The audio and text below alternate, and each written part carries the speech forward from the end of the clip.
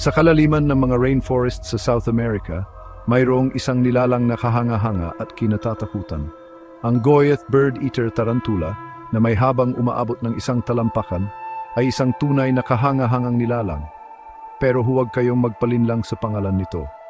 Bagamat tinatawag itong bird-eater, hindi naman ibon ang karaniwang kinakain nito. Ang higanteng gagambang ito ay isang kamangha-manghang halimbawa ng pagkaiba-iba ng kalikasan. Ang Goyet bird-eater ang pinakamalaking gagamba sa mundo ayon sa bigat, na kadalasan ay umaabot ng mahigit 6 na onsa. Hindi lang laki ang ipinagmamalaki nito. Ang tarantula na ito ay may kakaibang katangian na nagpapaiba sa kanya sa ibang gagamba. Sa kabila ng nakakatakot na laki at reputasyon, ang Goyet bird-eater ay hindi agresibo.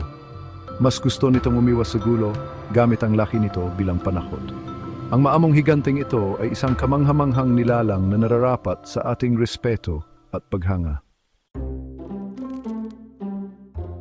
Ang Goyet bird-eater ay naninirahan sa sahig ng rainforest sa mainit at mahalumigmig na kapaligiran ng hilagang South America.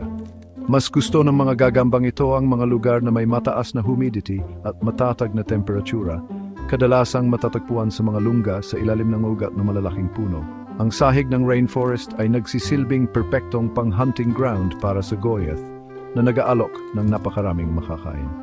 Ang mga gagambang ito ay mga ambush predator, matyagang naghihintay sa kanilang susunod na makakain na mapapalapit ng husto.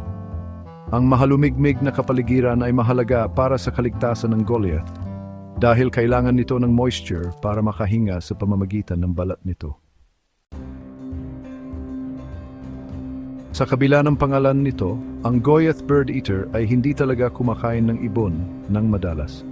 Ang pagkain nito ay pangunahing binubuo ng malaking insekto, bulat, at iba pang invertebrates na kasama nito sa rainforest. Gayunpaman, ang gagambang ito ay oportunistang kumakain at paminsan-minsan ay nanghuhuli ng maliliit na vertebrate. Ginagamit ng Goyet ang malakas na kamandag nito para patumbahin ang kanyang biktima. Tinutunaw ang loob nito bago sipsipin ang masustansyang likido.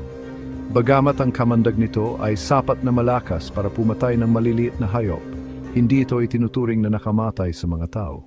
Ang kagat ng Goliath bird-eater ay sinasabing masakit parang kagat ng putakti, ngunit hindi nakamamatay. Ang Goyet bird-eater ay may ilang mga pakulo para ipagtanggol ang sarili. Kapag nanganganib, kinukuskos nito ang mga binti para lumikha ng sumisitsit na tunog na nagbabala sa mga posibleng kalaban. Kung hindi ito gumana, ang Goliath ay maaring maghagis ng mga matutulis na balahibo mula sa tiyan nito na nagdudulot ng pangangati at discomfort. Kapansin-pansin, ang Goliath bird-eater ay hindi itinuturing na agresibo sa mga tao. Mas gusto nitong umiwas sa gulo, inilalaan ang kamandag nito para sa pangangaso. Bagamat posible ang kagat mula sa higanteng gagambang ito ay medyo bihira at kadalasan ay nangyayari lamang kapag ang gagamba ay nakakaramdam ng panganib.